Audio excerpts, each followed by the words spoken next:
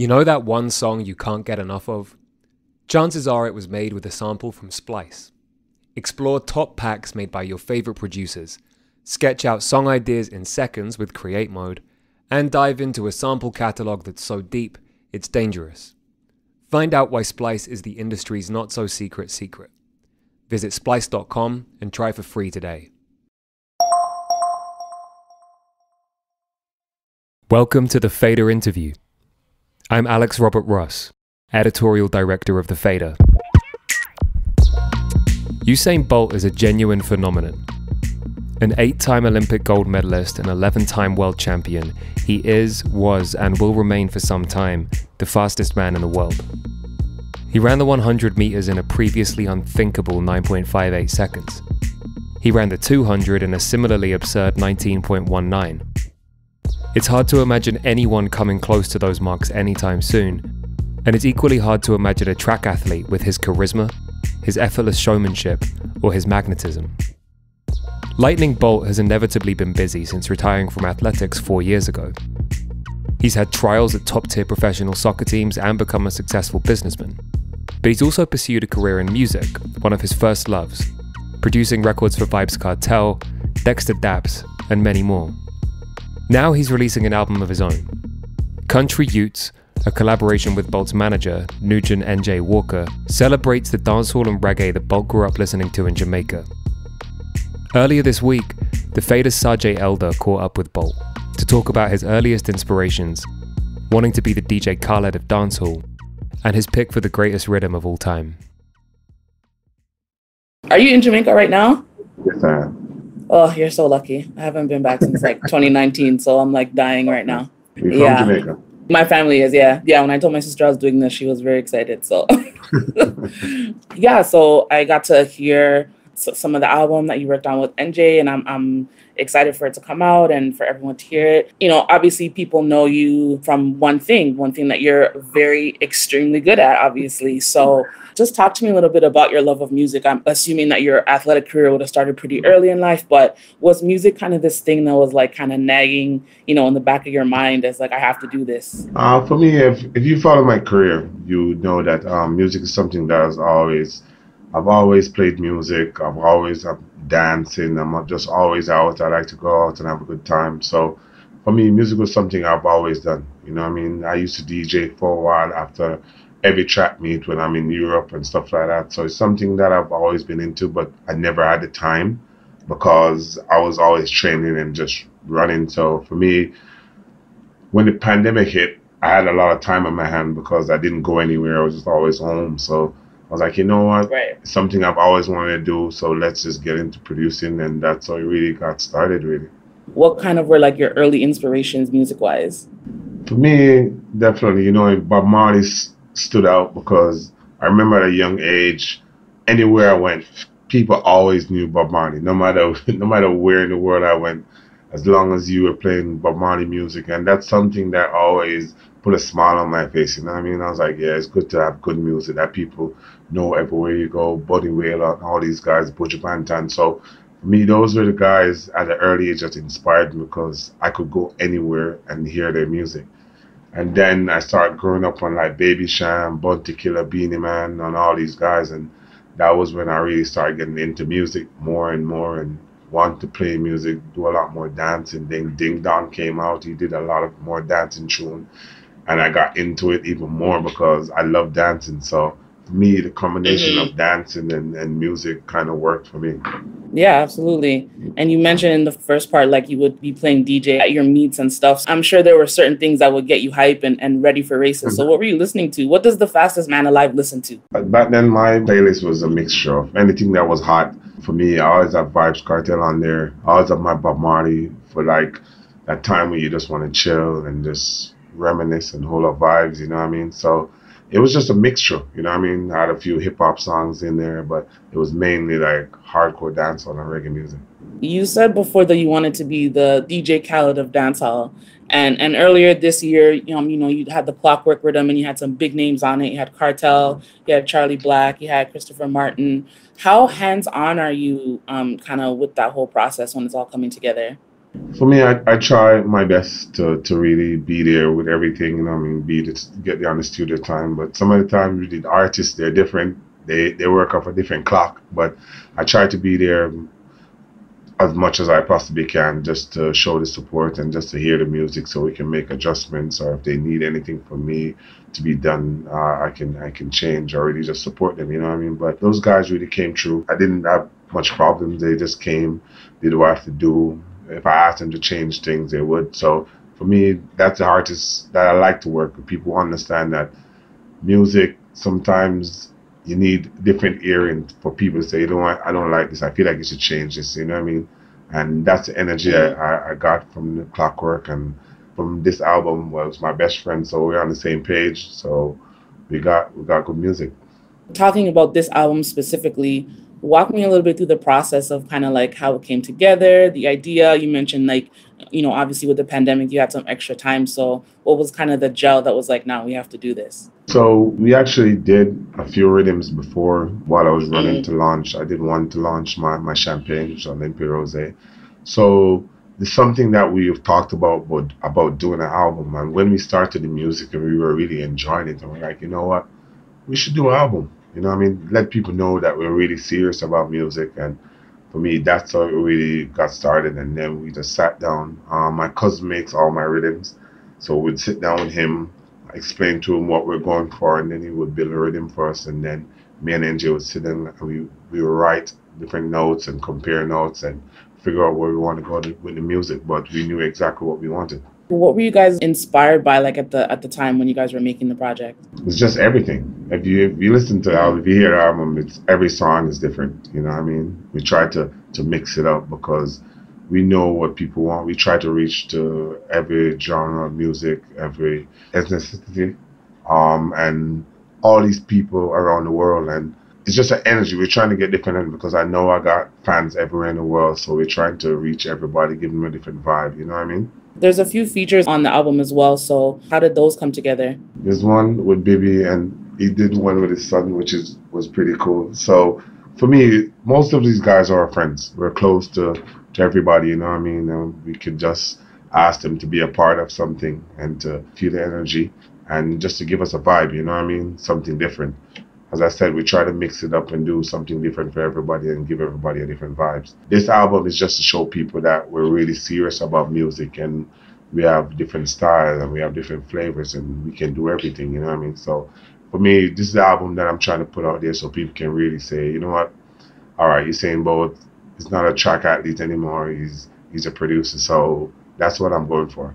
Do you guys already have plans for like any projects in the future, or just kind of focusing on this one for right now? Well, right now, definitely, there's going to be a lot more projects. But right now, we're just focusing on trying to get this album out, trying to get it promoted, just pushing it and letting people hear the music, you know what I mean? So that's our focus right now.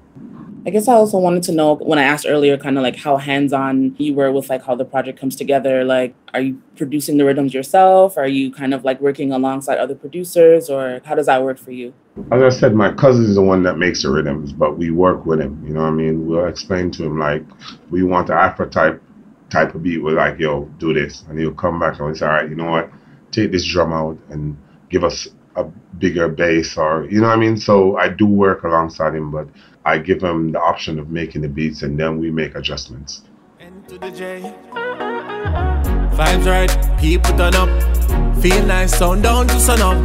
When the liquor reach and the music start playing. It's a party. This is how we do it 7 days of the week. Girls, them getting naughty. When them fly down, them want to have fun. Pop a bottle of Bacardi. Drink all night, everybody. This is how we party. This is how we party.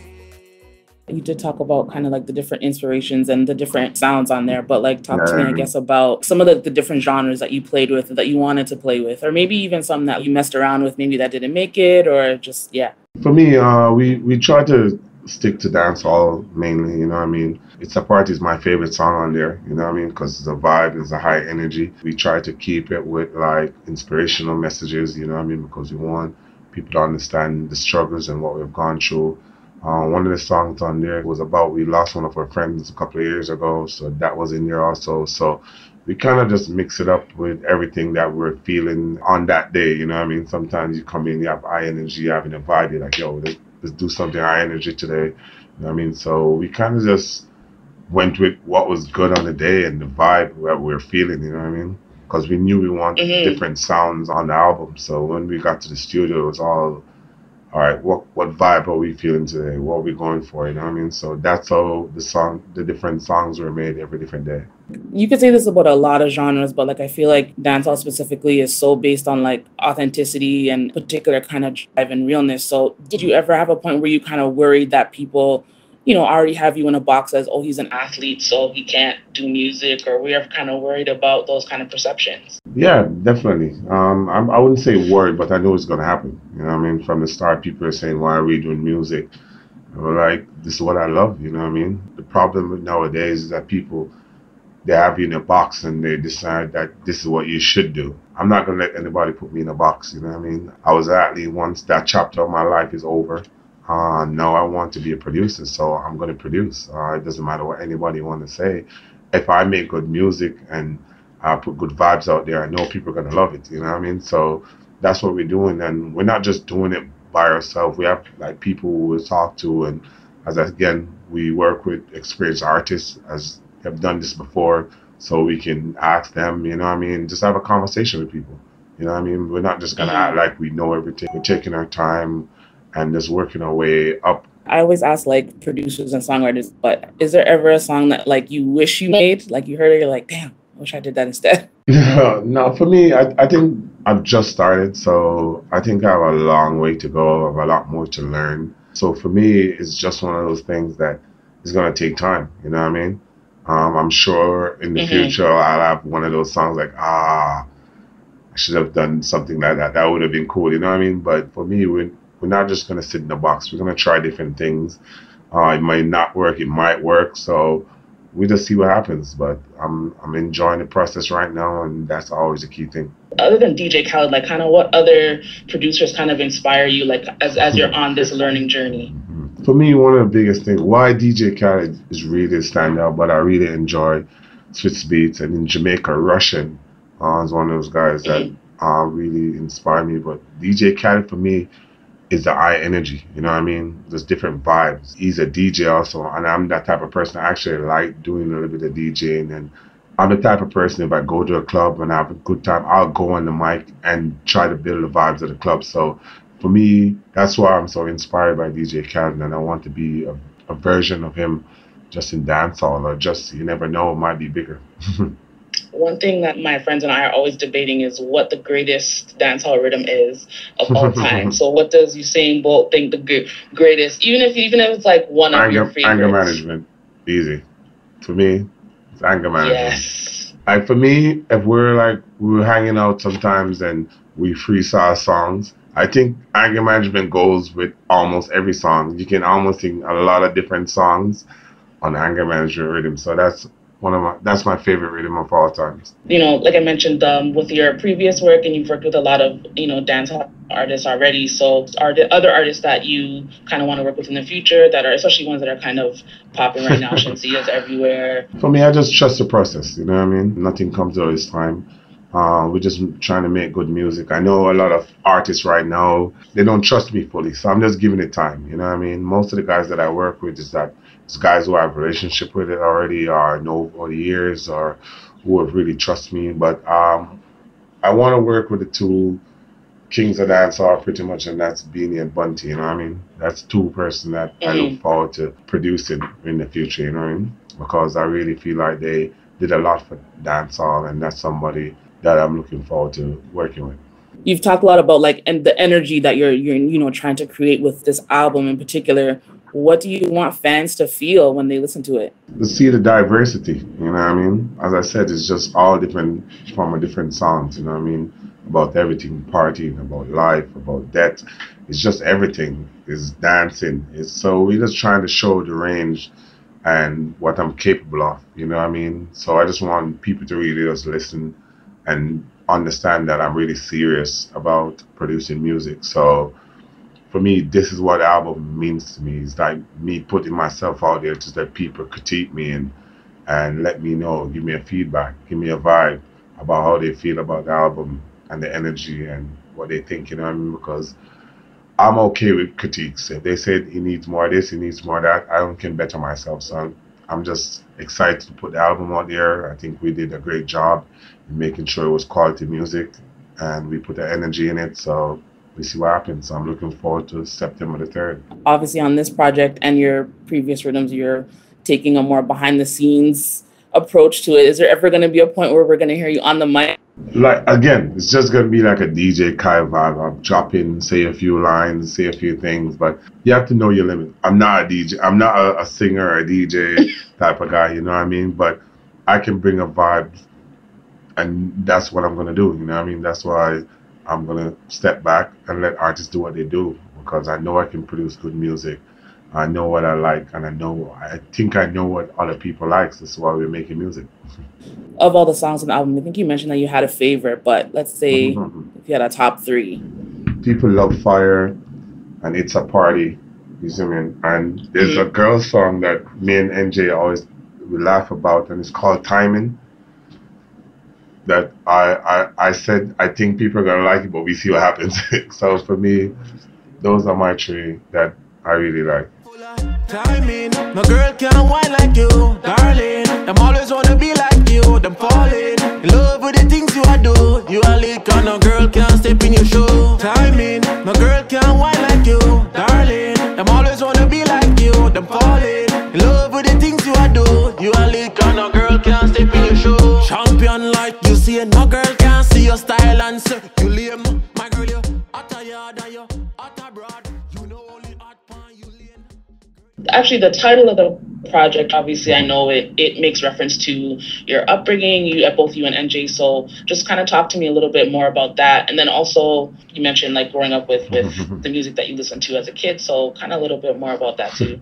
All right. So when we were growing up, we're from the country. But when we came to Kingston, we kind of moved into a neighborhood that was like upscale, uptown type of vibes. And I wouldn't say they didn't like us, but we didn't get the energy and the vibe that we expected, you know what I mean? Because we're nice people, we're very chilled. So that's how we really came up with the Country Youth vibes. We were like, yo, we're Country Youths and we live and sleep and we'll always be Country Youths. So that's how we decided to name the album like, yo, Country Youths, because we just want to make people know that's where we're from. And we made a song that's called Living the Dream.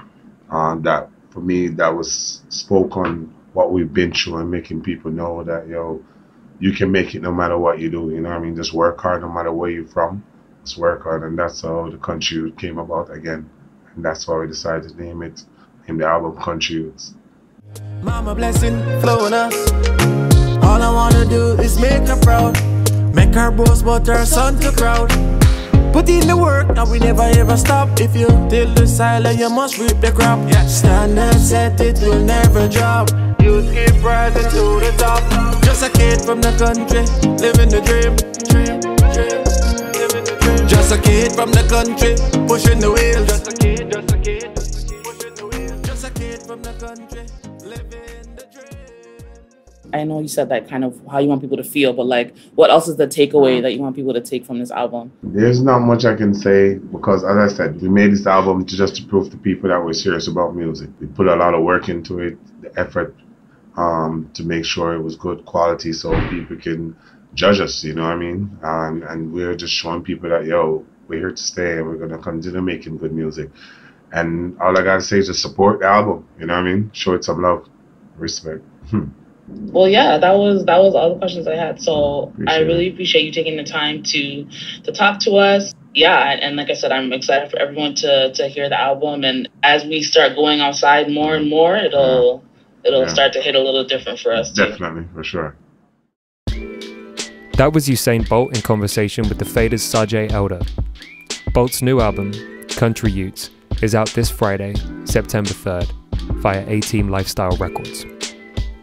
Our engineer is Tony Giambroni, and our associate producer is Salvatore Macchi. We'd like to thank Loughton Audio for providing our microphones. You can find them online at lautenaudio.com. And we'd like to thank James Ivey for providing our intro music. Remember to follow The Fader Interview wherever you listen to podcasts, and keep an eye on thefader.com for essential music news, interviews, and essays. We'll be back next week with another episode of the Fader Interview. Goodbye until then.